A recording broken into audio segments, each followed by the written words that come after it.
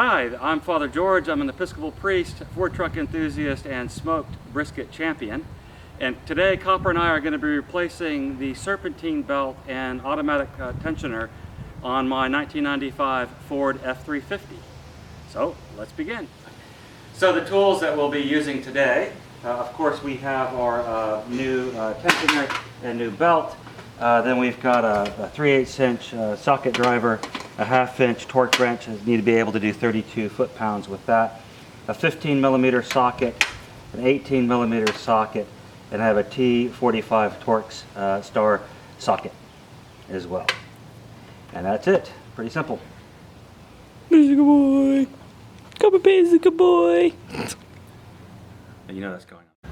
So before removing the serpentine belt, take just a few moments to review the installation placard to get an idea of how you will reinstall it.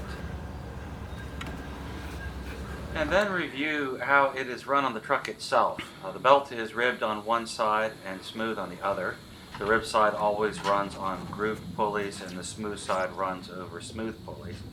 Taking just a few moments to familiarize yourself with the path for the belt will make reinstallation simpler. Now, using an 18 millimeter socket, I'm removing the tension from the belt by placing the socket on the bolt at the center of the tensioner pulley. Gently relieve the tension on the belt and pop it off the alternator pulley, which is the easiest one to get to, in my opinion.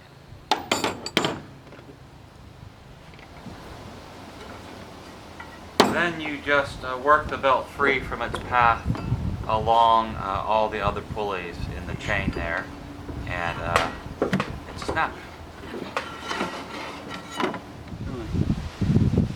So just a quick check, make sure that the new belt is the same as the old belt.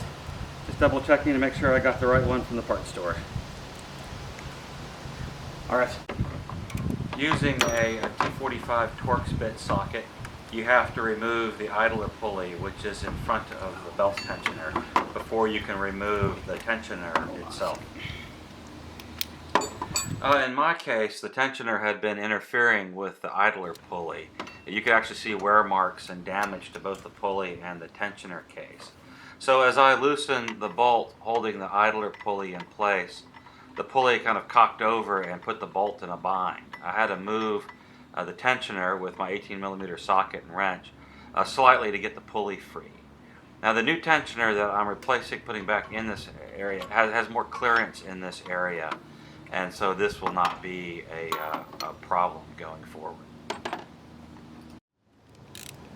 Using that same T45 Torx bit socket, it's now time to remove the tensioner itself.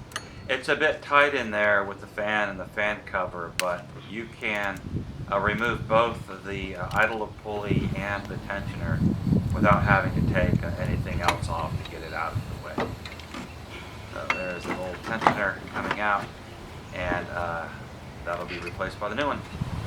There are two pins or bosses that are cast into the tensioner housing. These line up with holes that are on either side of the bolt hole there, the centered on the bolt hole where the tensioner is going to be going back in. So making sure you've got the tensioner oriented the right way, work it back into its location, making sure that those alignment bosses go into their respective alignment holes. Then secure the tensioner into place with the bolt. And using that same T45 Torx bit socket, you need to tighten the bolt to 32 foot-pounds of torque.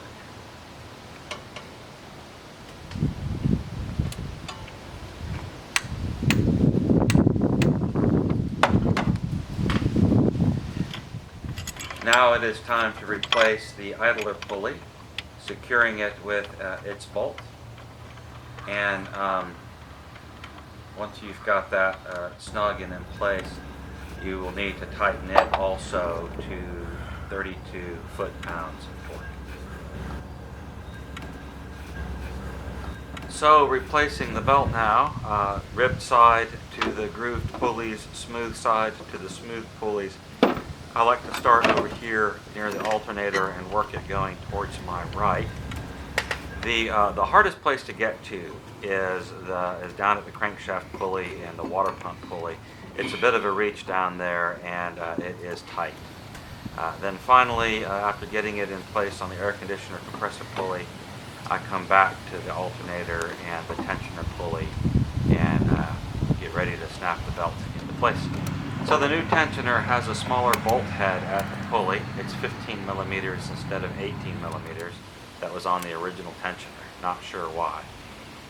So twist the tensioner back all the way and snap the belt into place over the alternator pulley and let it back out gently. If the belt has jumped any of the pulleys, you just want to be gentle putting the tension back on it in case it's jumped, which it has here in the case of the air conditioner compressor. I'm just going to take the tension off the belt, snap it back into place, and then you just want to inspect that the belt is in the groove pulleys properly everywhere before you start the truck. Keep from damaging the belt. So that's it. Pretty simple job. I hope you found this useful and enjoyed it. Until next time, Copper and I say goodbye.